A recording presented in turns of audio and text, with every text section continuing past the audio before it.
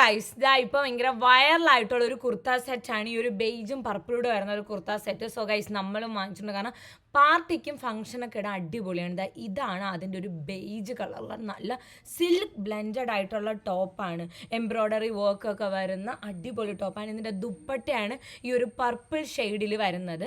So guys ഇതിൻ്റെ combination ഭയങ്കര അടിപൊളി, ഭയങ്കര ക്ലാസ് ലുക്കാണ്.